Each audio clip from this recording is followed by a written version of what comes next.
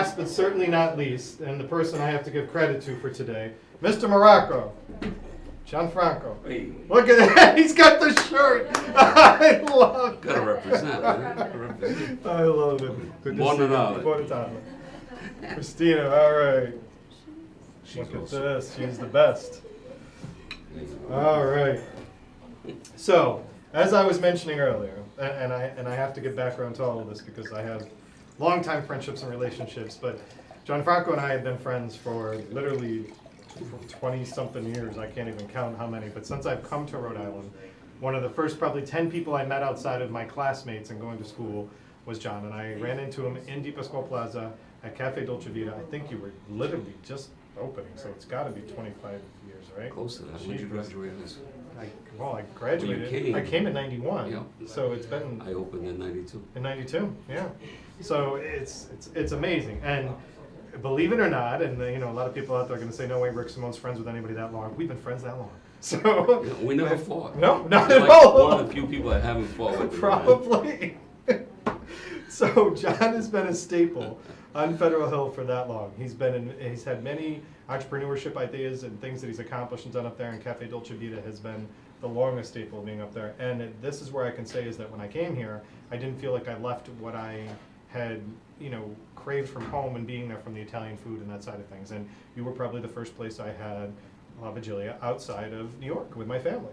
And it was amazing. And he's had great chefs, great team. I have to give a giant shout out to Anne. Hopefully she'll hear this or watch this, so you'll tell her, because Anne has been there an incredibly long time. 23 years. 23 years, and she's been taking care of me that long. And She's Anne, awesome. I walk in now and I go in for breakfast once or twice a week, and Anne I don't even have to say it, I get my breakfast. She's unbelievable. So our friendship is long. I want to make sure I throw that out there because he's a great friend. But the idea for La Vigilia came from John. I got a social media push for him that after I talked about Thanksgiving, and then I talked about Christmas, and then I had Hanukkah, and it was the Hanukkah one I think that got you. So the Hanukkah one said, where's La Vigilia?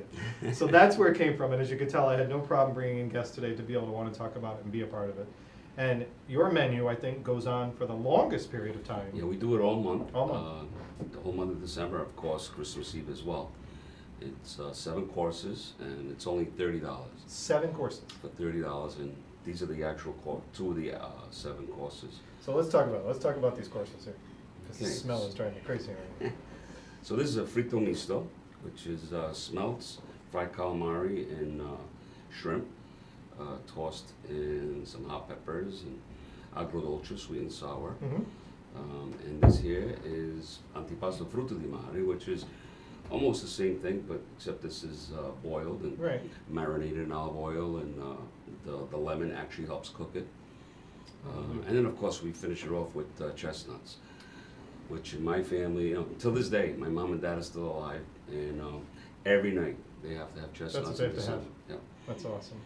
So, Even 2 or 3, but they have to have. and this is the thing in talking about this, is don't let the fact that it's 7 courses kind of scare you at Dolce Vita, because your portions are not overwhelming that No, you'll be able to come no, into. it's It's enough to give you a tasting and really appreciate it and go for everything. And you said $30?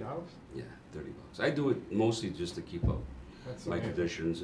I have young children, as you know, and I want them to know my culture and the traditions that I grew up with that meant so much. Keeps the family together. Now, can La Vigilia menu at Dolce Vita, can you get it for lunch and dinner or only dinner? Yes, no, anytime. for You have it lunch for and- breakfast if you're working third shift. And I'm sure there's some people that We would do. take you up on that. A lot of nurses. Plaza, that's right. I see the nurses when I come in for breakfast. They're coming in and it's like Sangria their at dinner. We're 7 having in the morning. sangria at 7 in the morning. So I love it. So in talking about that, and you just brought up your parents and everything, and your parents are very big on tradition and keeping the family together. And you and your brother Nino, I think that's been a special part of your lives in doing it.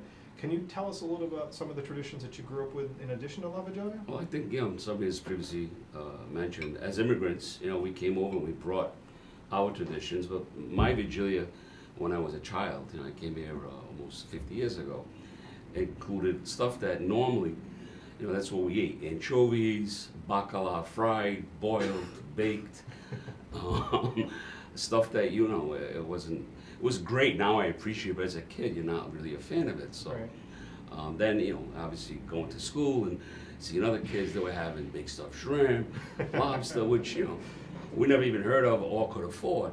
But little by little, I remember before Google, going Before through Google. an encyclopedia of the library and get my first recipe of big stuffed shrimp, and it evolved. And now we still make. So my father has to. Eel is such an important part of La Vigilia. I find eel gross, but that's just me, But if you don't have eel, it's not La Vigilia. So we kind of modified it. But that's a good way to bring it up, though, to talk about modifying, is that I think that there's a lot that happens today. Like I have someone that told me that they went away on a trip and they liked the seafood that they had while they're traveling, and it had nothing to do with Italian, but they incorporated that seafood into their feast. Right. And Armando just brought up and was talking about lobster. Lobster in Italy is outrageously expensive, right? Like crazy. But in planning for it, I think that is, in honoring the tradition, you could add your own, the word you used, modifications to carry it on and be a part of it. My mother-in-law and I were just talking the other day about how we're gonna add lobster ravioli this year. We're gonna make it, as in addition to the vangola, the crumbs on the vangola. So I think that as long as you're honoring the tradition you're bringing out there, and how you add your own personal touch, there's nothing wrong with that. Well, there's real Italians and there's Italian Americans, and it's absolutely two different cultures. I mean, Italians have been in America for 150 years or more. So, of course, like meatballs, everything gets modified to the Italian way of life, and resources. And I mean, now mostly everything is readily available. But years ago, especially with Dolce's next door, there was a guy that sold pesce stocco, which is codfish, and that's all he sold. It was one item, but again, it was salted. They eat it with the bones on. I mean, stuff that I wouldn't touch today. Right, exactly. It's true though, and that's, again, it goes to your word of how you modify and how you get it out there to do it. Now, Dolce Vita is, and we kind of touched upon this a little bit, but Dolce Vita is open 7 days a week. You're open for breakfast, lunch, and dinner up there. And this menu, now, it's Christmas Day closed? I'm not sure. Yeah, that's the only day I close. The only day that you close. Yeah, and Thanksgiving. So, will the menu stop on Christmas Eve? Or No, we'll go right to the end, the You're gonna go right to the 31st, end because of a the lot month, of people, they have get-togethers, Christmas parties after Christmas. So we'll go right to the 31st, and a lot of the stuff is on the menu all year long too. So, spaghetti vongole is on the menu, the fritto misto, the seafood salad. So you'll be able to experience it. Now, while we're talking about La Vigilia, and I'm going to come back to some traditions and stuff with John and his heritage as well, but I do have to add out there that it was a very big deal to see on Federal Hill that all of a sudden Caffe Dolce Vita is now carrying pizza. After all these years, I walked out of there with a pizza like 2 weeks ago on a Friday night, because that's my tradition at our house. Friday night pizzas. I walked out with a pizza and people were like, wait a minute, Dolce Vita carries pizza? They're like pointing at me as I'm carrying out the pizza boxes to do that. So how did that come about? Because that was... My mom. Your mom? Yeah, she worked with me back in 25 years ago when we started it. She's been, she's my biggest fan, my biggest supporter. She said, why you don't make a pizza? I said, at Dolce? I said, yeah, everybody likes pizza. I said, all right. And we make pizza. I mean, for us Southern Italians and Neapolitans, making pizza is, like making pancakes in America. Well, and going back to tradition is that if you look at what you're producing, like the one that you turned me on to was the Romance in the Plaza. That was an unbelievable pizza, but it's all Italian ingredients that you added to it, how the style of it and everything. So I know we're digressing, but I had to say that because it was a great pizza to do that. All right, so going back to that, and cheers, brother. Oh, salud. Gin done. It's almost 5. Don't worry, I start whenever I have to. So, going back to traditions and talking about it, your children now that you have, and with your parents are not letting go of traditions in any way, shape, or form. No, and I don't want to either. And so, are your children, are the girls, are they appreciating the fact that you're carrying this on and how you're doing it? And do you find that they're interested in it? It's kind of, more important. Well, yeah, absolutely. And again, it brings the family, every Friday night, every Sunday we get together.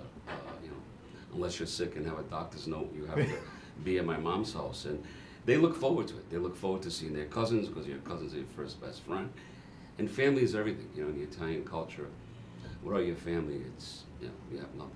But we keep going back and forth to talking about everyone that's come in about how to carry this on and how to keep it out there, and the fact that you all do it. It seems that there's a pocket of people that are doing La Vigilia and do it. And it's mostly Providence, and there's a few restaurants that I found outside the city. But it's not many. It's not as many as you would like and hope it to be there. And to have that ability to carry it on. My children are not 100% Italian and of mixed ethnicity now, and I want them to, the same as yours, to be able to understand why it's important to us and how it brings together. And there's a lot of things that tie it, and family is the key thing. You know, it's always, you know, said that you can share bread and wine and be around the table, and it's the best time to communicate. A lot of times, I think it's just sitting down and being together. Exactly. To be there. Exactly. And my mom will cook 2-3 different dishes for all the children, you know, because she's like, my mom, it's not a restaurant. Oh, no, they don't like this, that, you know, so, but they look forward to it, and, you know, everyone loves their nonna, so that's a big part of our life. So one of our other things in this tradition is that years and years ago, is that John used to do La Vigilia as this massive dinner that used to have, it was like a one-time special thing. $125 a head. $125 a head, probably close to Same. 100 people Oh. that were there. So, And it was led by the former mayor of Providence. So Yes. Buddy Cianci would come in, and he would basically twist your arm, but you had to do this. It was supposed to be a lunch that started at like 3 o'clock in the afternoon and went way into the evening. Exactly. And he would twist your arm, and this is how I remember this tradition staying alive, is that at the old Mediterraneo and then carrying it on from there, and all these people in the room at one time, and the courses just kept flowing, and the wine kept flowing.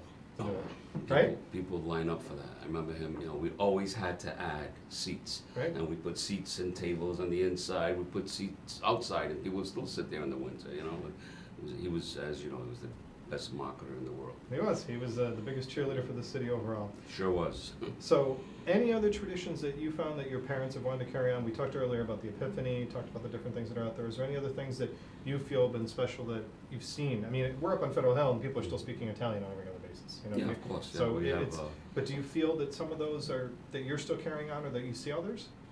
yeah, I mean, like I said, you know, our Sunday dinner is still a very big, you know, I will never let go of that. It's, you know, as long as my parents alive, as long as I'm alive, but it brings us together, you know, and we're like the typical melting pot American family. My sister-in-law is Polish, my kids are half Dominican, so we have to speak English in order for us to all communicate. But it's beautiful because, you know, now we're picking up a lot of Polish stuff.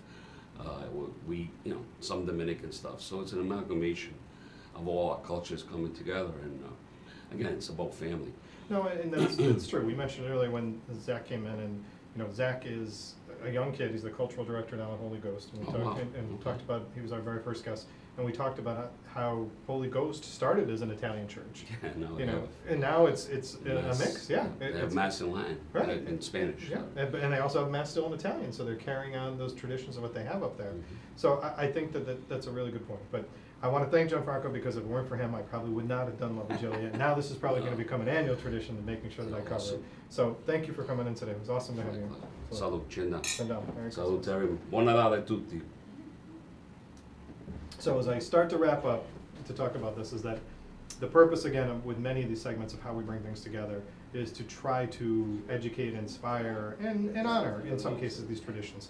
And I think to quickly recap all the guests that we had today is that, you know, Zach is a young person. He's heavily involved in his culture, heavily involved in his religion, and understands the food and the traditions. And, you know, by the way, you know, we didn't even get into it, but Zach is, you know, still works at Roma on Federal Hill, another Federal Hill destination up there, another great place that also does La Vigilia. And I wish I could have brought Dominic in today to talk about that. But you've got a number of places up there that this is the tradition they want to carry it on. I can't encourage you enough, from whether you learned it from today, whether you're a seafood fan in general, is to try to do this. And it doesn't have to be that it's your tradition. It has to be about enjoying it and partaking in it. So I hope this was a good segment for you. Go celebrate La Vigilia. You got plenty of time till the end of the month at all these great destinations. Thank you for joining me on The Taste today. I'm Rick Simone. I'll see you next Wednesday.